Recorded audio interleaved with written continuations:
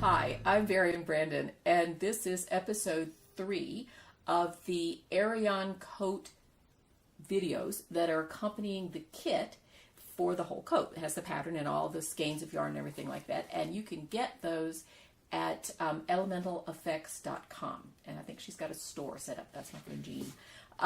So last episode we talked about, no, it's time to put the glasses on, sorry. Last episode we walked through the construction, sort of briefly through the construction of the coat. We talked about the various different links that were offered.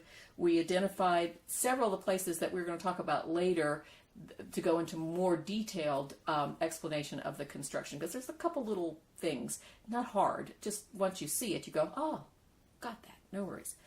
So by now you should have your needles. You should have done a swatch to know that you've got the right needles. You should have balled up at least one skein of each color. So, and that's now we're ready to go. We're going to try our first chart today, and that is the facing chart, which is the facing, and this is the very bottom of the coat. So here's the very bottom of the coat. The facing is this piece right there with the little red squares on them, and we're going to work all the way up to just before this pearl turning round. Then you're going to put them all on one needle and then do the pearl turning round, putting in the steeks for that's the inside, but that put it for the splits on the side and for the front, or for the front, and then there's splits on the side that have this border as well, if you remember. So we'll look at that in just a minute. But before we go any further, what I want to talk about is the charts, and the charts for this coat is a little different than color work charts. And of course, in color work charts, you've got to identify what your foreground color is going to be, and or the pattern color is going to be, and what your background color is going to be. Well, in the case of this coat, all the backgrounds, just about all the backgrounds, especially in the main body of the coat, are black. So what I indicate, if you look at your charts, what I indicate on most of the charts are what the pattern color is going to be. And the pattern color is the gray squares that create the pattern. Yeah. So as in any charts for are normally read. You can see here they are read right to left, bottom to top. So the bottom right-hand corner of your chart is stitch number 1, row number 1 on your facing chart, round number 1 when we get to putting it in the round. You'll notice that in these charts, what I try to do is I will give you the round number here going up ways, and then I will block off a number of rounds and tell you, you can see here, I think that'll focus up, you'll see here that shade number B, why I didn't put A there, I didn't know, this is just a sample here, shade number B, this is not one of your charts, just so you don't get confused. This is not one of your charts, this is just a sample chart, okay, just bigger, less complicated, so you can see it. And then as you go along, there are little brackets that tell you, and sometimes I'll even give you the row numbers. In this case, rows 1 through 3 is shade number B, or shade B. And then there's a little index that will tell you that I tried to put everywhere. It's on the first of the 3 instruction pages, and also on most of the chart pages I'll put the key for what shade is what. In other words, B is, in this case, B is purple. I think, I don't know, I don't remember what I did, but this is just an example. Okay, so we'll look at that again next time when we talk about when you do the first big charts, the front charts. But right now, all we're doing is the facing charts. So let's take a look at, once you get those facing charts done, each one of, you should have 3 of them. You'll have 2 for the front, obviously this is upside down, but 2 for the front and 1 for the back. You'll have 3 of them, and we're going to look, I'm going to go set up the other camera and look and see how all of those go together and how you put your steek stitches in. So let's go look at that now. All right, here we are, different camera. different microphone.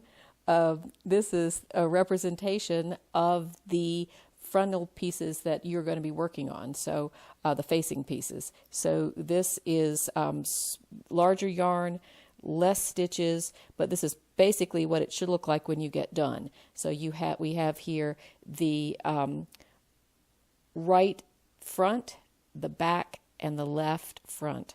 And this opening here in the middle, this is the opening for the opening of the coat, and then this opening over here is the opening for the left side split, the right side split, and this is the left side split there. So now what we want to do is put our steek stitches on for the front opening and then these two openings so that we can go around in a circle and knit around and around instead of having to knit flat.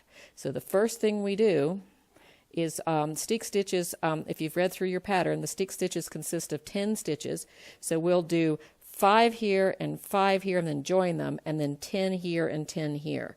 So let's start with these 5 first. We're going to do a backwards loop just because that's just the easiest.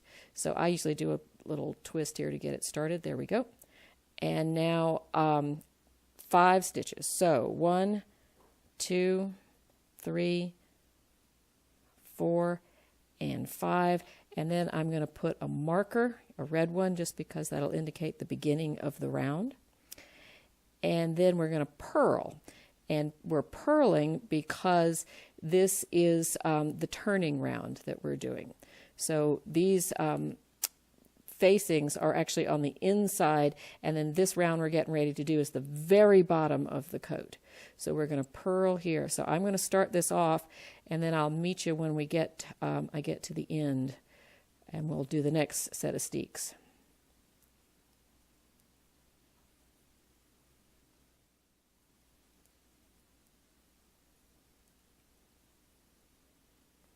All right, 3 stitches to go. I'm just stopping here and going to there. So, all right, that's finished of the right, if I don't split the stitch, there we go, the right front piece. Okay, now that we're now at the right side where the split goes in, and we're going to put a marker, and then we're going to cast on backwards loop style, going to cast on 10 steek stitches to fill up that, be a placeholder for that slit. So that's 1, 2, 3, 4, 5, 6, 7, 8, 9, 10. Place another marker, and now we're going to purl across the back. So let me get this yarn in the right spot. There we go. And I will start purling across the back. I will meet you when I get just about done with that. Let me get it in frame here. Okay. So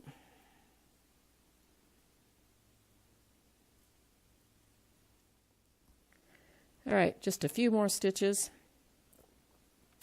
and we will be at the end.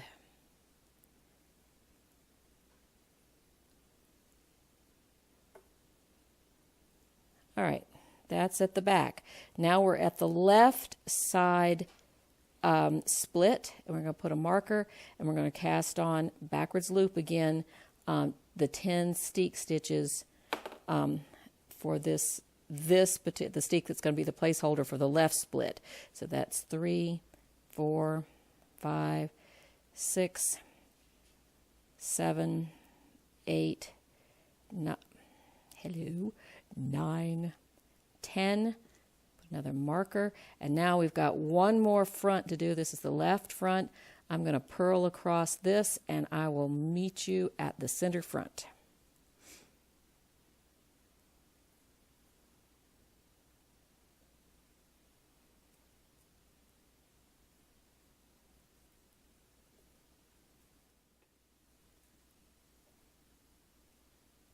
All right, last couple of stitches.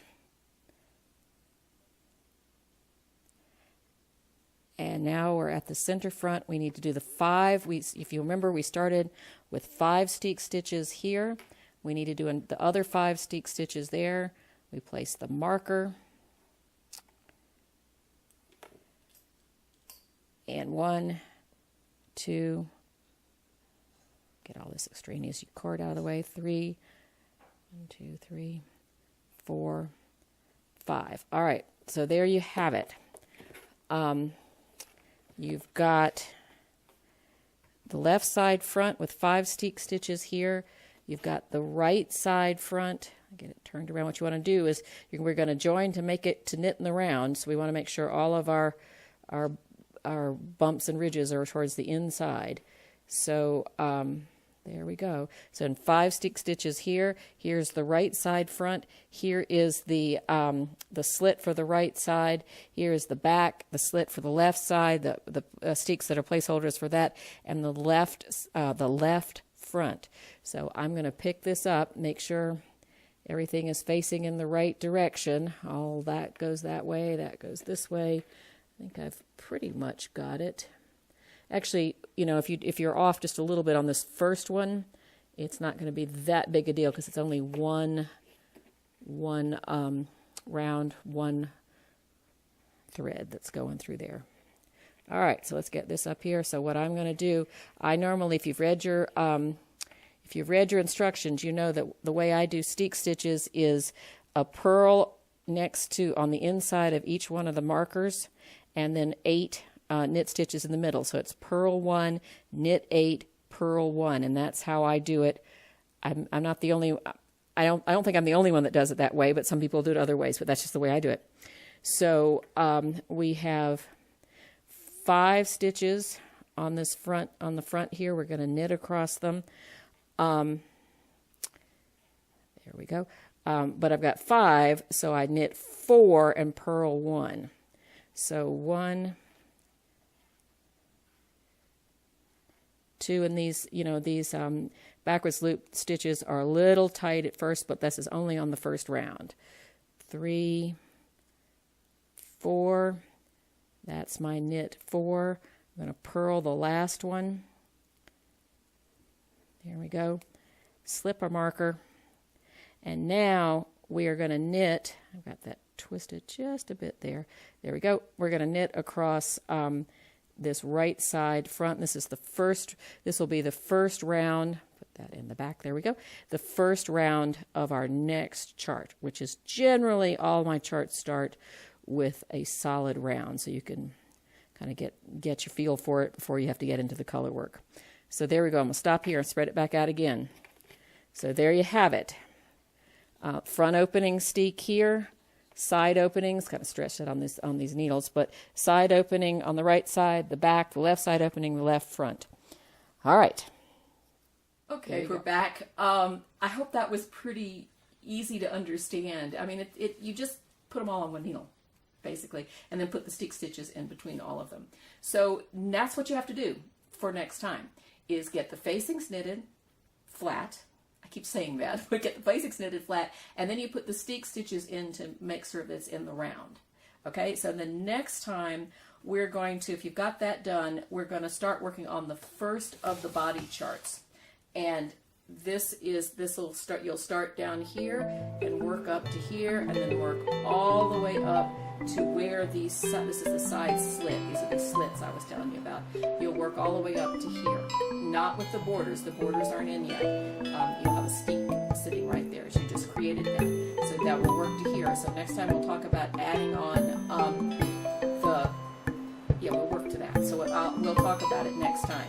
But right now, all you need to have done is these facing pieces and put them all on one needle. So thank you for joining me. I'm Varian Brandon.